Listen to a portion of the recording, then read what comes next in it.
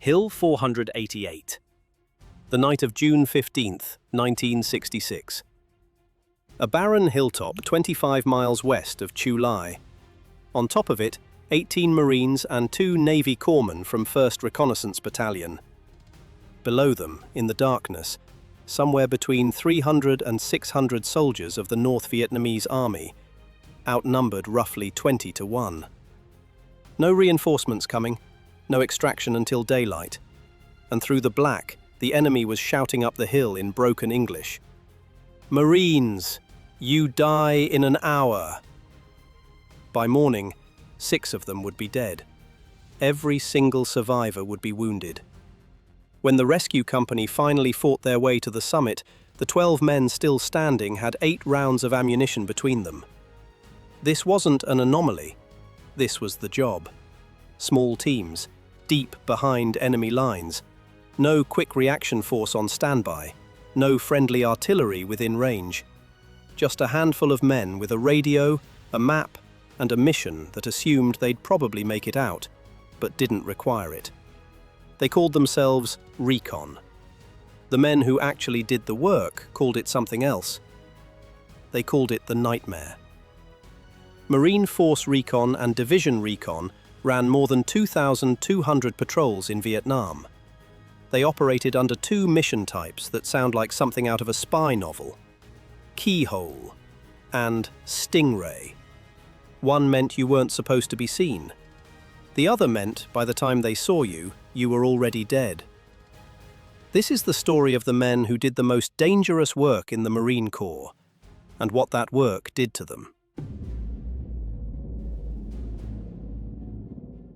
The story of Marine Recon doesn't start in Vietnam.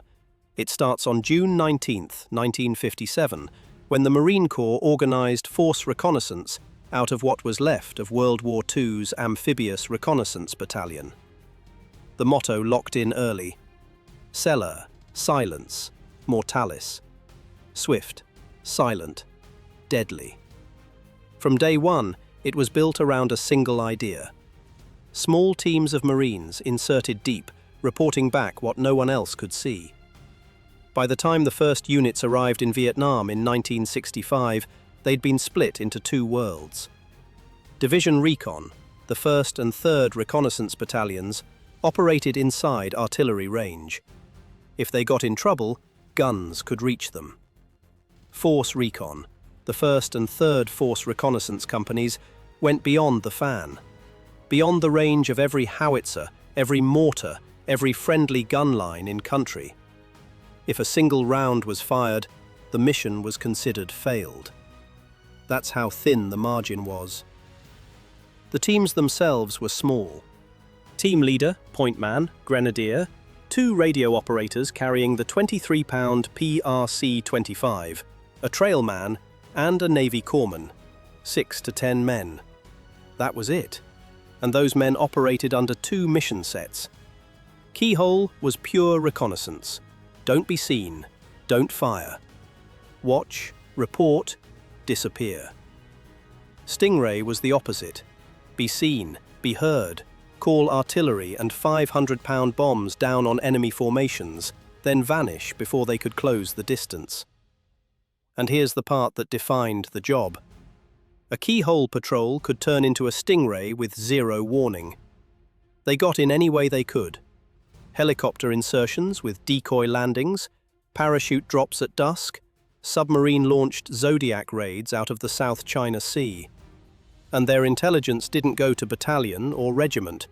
It went straight to 3rd Marine Amphibious Force. They weren't infantry. They weren't special forces. They were something the Marine Corps had never quite fielded before. And by 1966, the North Vietnamese had started hunting them specifically.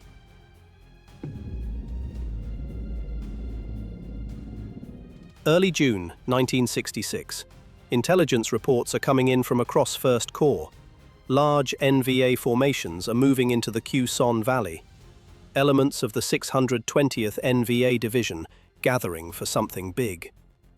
The Marine response was small by design. 7 recon teams from 1st Reconnaissance Battalion were inserted to ring the valley. Team 2 went in last at dusk on June 13th. The man leading it was Staff Sergeant Jimmie E. Howard, 36 years old, former drill instructor, Korean War veteran with a Silver Star and 2 Purple Hearts, father of 6, 16 years in the Corps. For 2 days, Team 2 lay on a barren hilltop the locals called Nui Vu. To the Americans, it was Hill 488. They watched enemy patrols below and called artillery down with brutal efficiency. By the 3rd day, Lieutenant Colonel Arthur Sullivan thought they'd been spotted and offered extraction. Howard asked to stay 1 more day. That night, an Army Special Forces team radioed a warning. A full NVA battalion, 200 to 350 men, was closing on their position. Helicopters launched, took heavy machine gun fire, and turned back. No extraction until daylight. At 2200 hours, Lance Corporal Ricardo Binns fired the first shot. The NVA came in waves, shouting up through the darkness. Howard told his men they could yell back. The entire team broke into a horse laugh in the middle of a firefight. The shooting stopped. The hill went quiet. Then the attacks resumed. Howard was wounded in the back, immobilized, using Binns to relay commands while he called in airstrikes.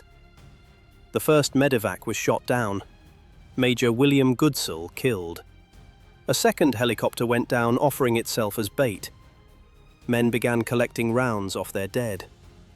By dawn, Company C of the 1st Battalion, 5th Marines, fought up the slope. When they reached Howard's perimeter, the 12 survivors had 8 rounds of ammunition between them. 6 Marines were dead. Every survivor was wounded. Howard received the Medal of Honor on August 21, 1967.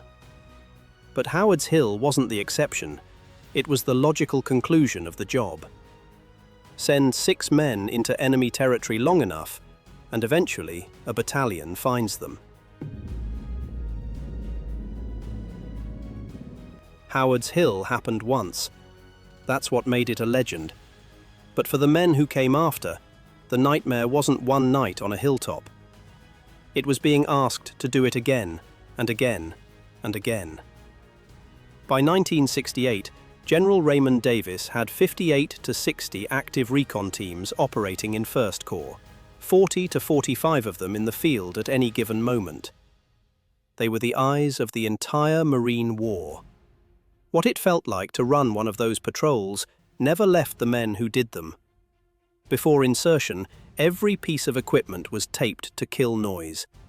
Each Marine jumped up and down while his teammates listened for a single rattle. Dog tags taped together. Radio antennas folded inside the jacket because the NVA shot radio operators first.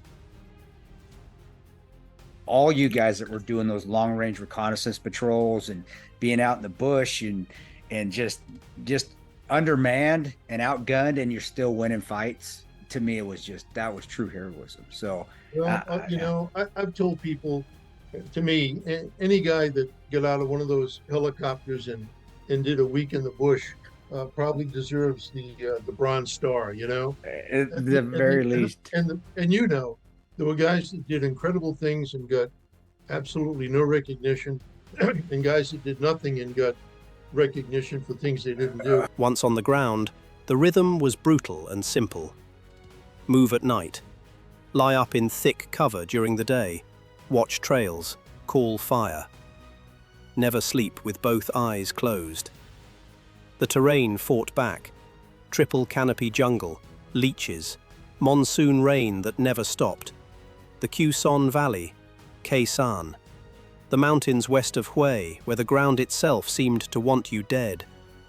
And by 1967, the NVA had adapted. They deployed dedicated counter-recon units, trackers with dogs, landing zone watchers. Entire companies whose only job was hunting the small American teams operating alone. The missions stacked up. Operation Hastings in July 1966, where the Stingray concept first proved itself. Operation Prairie that August. 3rd Force Recon at Khe Sanh in early 1967, developing the intelligence that previewed the hill fights. Operation Taylor Common in late 1968. Men like Navy Corpsman Bruce "Doc" Norton, one of the very few corpsmen ever to lead a Force Recon team, ran more than 30 long-range patrols across 2 tours. The kill ratios these small teams posted were among the most lopsided of the entire war, and they did it without ever walking into a stand-up gunfight on the enemy's terms. But the cost was always there. 3rd Force Recon was activated, fought, and deactivated inside the war. Not one man ever came home to the unit he'd enlisted in, because the instant a team was compromised, their universe collapsed. Extraction helicopters might be 30 minutes out, sometimes longer, sometimes not coming at all. Every recon Marine who survived a full tour survived because of some combination of skill, training, and pure luck. Ask any of them which mattered most, and most will tell you honestly, it was the luck.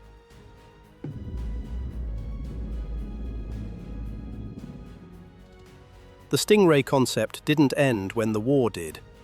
Major Alex Lee, commanding 3rd Force Recon from 1969 to 1970, pioneered remote sensor operations that became the foundation of modern reconnaissance doctrine. The Surveillance and Reconnaissance Center he helped build inside 3rd Marine Amphibious Force would eventually become the SRIG. The men who survived didn't just go home. They built the template for every Marine Recon unit that followed. The line runs straight to today. MARSOC, established in 2006, was formed out of Force Recon's direct action platoons. The CIA's Special Activities Division has recruited operators from Marine Force Recon for decades. The missions those Vietnam-era Marines pioneered, deep reconnaissance, direct action, coordinating supporting arms from hidden observation posts, are still the core of what Force Recon does in 2026. A small number of men doing a disproportionate amount of shaping. But there's another legacy, and it's harder to put on a recruiting poster. The National Vietnam Veterans Readjustment Study found that roughly 30% of theater veterans experienced lifetime PTSD. Among the men who ran repeated long-range reconnaissance patrols, the real rate was almost certainly higher. Marine Recon veterans carry elevated rates of chronic PTSD, hearing loss, spinal injuries from the heavy pack carries, and service-connected disabilities to this day. And some of them never came home at all. Lance Corporal John Terry Adams, Navy Cross, killed on Hill 488 on June 16, 1966. Others from Team 2. Names on panel 8E of the wall. Many of these men didn't talk about what they did for 30, 40, 50 years. Some never did. The classified nature of the missions, the small teams, the operations that blended into MACVSOG, all of it meant the stories stayed buried. These men weren't looking for medals. They weren't looking for recognition. They volunteered for a job where 6 men had no business surviving, and they did it anyway. They did it because someone had to, and because they trusted the man next to them more than they'd ever trusted anyone. That's not a story about elite units. That's a story about what a small group of men can endure when the institution asks them to endure the impossible. On August 21, 1967, Jimmie Howard stood at the White House next to his wife and 6 children. After the citation was read and the Medal of Honor was placed around his neck, Howard took President Johnson by the hand and walked him to the edge of the stage. One by one, he introduced the president to the surviving men of Team 2. He called them his Indians, and he always said the medal belonged to them more than it belonged to him. That right there is what Marine Recon was. If you want more of the stories the textbooks leave out, subscribe to Inside the Vietnam War, because here we cover everything.